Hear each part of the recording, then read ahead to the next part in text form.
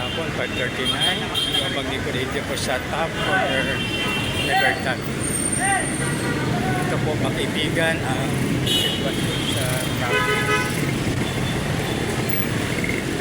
Ito po mga kaibigan.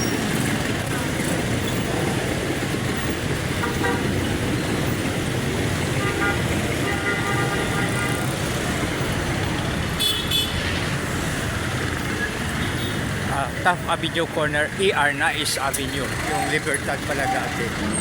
ER Nais na po ngayon. ER Nais Avenue.